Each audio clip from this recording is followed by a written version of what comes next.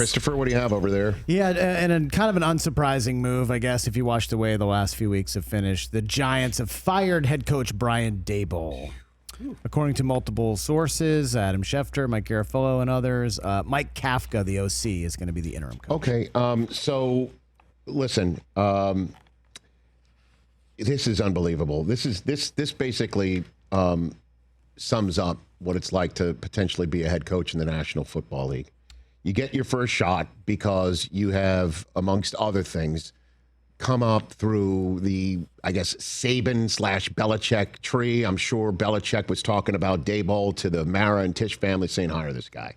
And you also saw what he did to Josh Allen, and you hire the Bills general manager. Let's bring it together and let's go. And all he does with Daniel Jones is make the playoffs and win Coach of the Year that year. And Daniel Jones and the Giants with Saquon go into Minnesota and boat race the Vikings and then get boat raced by the Eagles. And we all know the decisions that were made in the front office and then the inability to win games with none other than Daniel Jones and yada, yada, yada. A 6-11 season in his second year there, a 3-14 season in his third year there, a drafting of a kid named Jackson Dart, who he goes to in early stages at 0-3, and the kid has been nothing but electric when he's not concussed or getting hit. And they're 2-8. And Brian Daboll, after going 9-7-1 in his first year to win Coach of the Year, is fired in the middle of his fourth season with a 20-40-1 overall record as the head coach of the Giants. And then this year with Dart, after beating the Chargers. This is unbelievable. You know how when you look, certainly when you're on the ESPN app and you're following with the dots and the the dotted line parabolas and you're following a game with, on your phone. Yeah. There's always that percentage at the top of the screen about but percentage of winning. Against the Cowboys, Broncos, and Bears in the fourth quarter, the Giants, at the zenith of their leads in those games, had percentages to win of 92.3% against the Cowboys, against the Broncos, 99.3%, and then against the Bears yesterday, 96.9% chance of winning late in the fourth quarter. The Giants lost all of them. According to this mathematic expert, the odds of that happening is 1 in 60,000. The Giants didn't want to do this, people.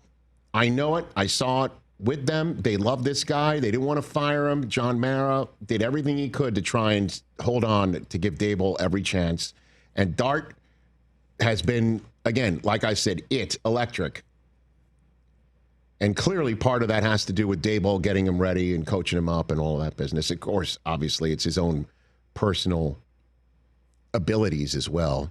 But he's also learning in the National Football League. You're born into a situation. Sometimes the guy who's your coach, he's there for just a hot minute.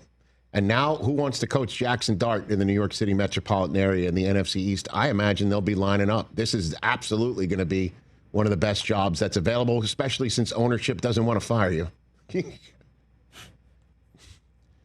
But with the Giants fan base watching this defense also have a negative 47-point differential in the fourth quarter, second only to the Cardinals, who, as we all know, lost a ton of games in the first half of the season in the fourth quarter, and he wouldn't make a move on the defensive side of the ball. Now the Giants have made a move on Daboll.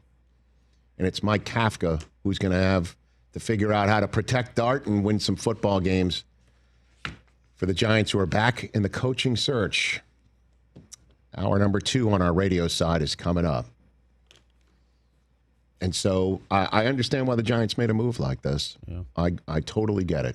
Got to coach Jackson Dart up to protect himself. This is now his 4th concussion evaluation. Well, a lot of times they're running him. I mean, and the 2 times of the games that, where he turned it over, one in New Orleans where the ball just dropped out of his hands, he was running for his life, or it was and that's part of the offense is you're running this kid to try and show he's a multi-talented threat, which he is, by the way.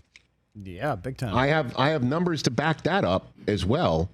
Let me pull that one out of my stat packet, if you will. 7 rushing touchdowns this year, tied with Daniel Jones for the most of a quarterback for Giants in a season. The only other quarterback with 7 rushing touchdowns in their first 7 career starts is named Cam Newton. Speaking of SEC first-round drafted quarterbacks, he's the 5th rookie quarterback since 1950 to have at least 5 games with 50 or more rush yards. And again, it doesn't help him that they lost or Daboll. They lost Scatteraboo and they lost Malik Neighbors. Yeah. And he's still doing all this stuff, which is to Daboll's credit. But they couldn't win games in the fourth quarter.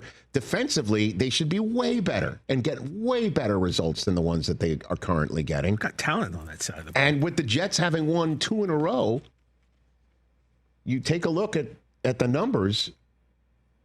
And this is another thing, too, because you can't look at this stuff but in a vacuum.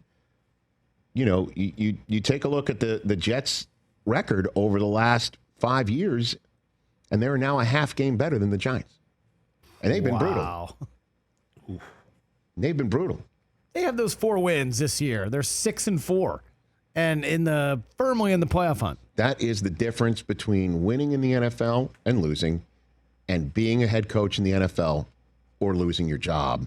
And again, I'm telling you, the Giants did not want to do this. They didn't want to go back in the coaching market. They don't want to churn it over. They don't want to look for a new staff. They don't want to do it, but obviously felt that they had no other choice.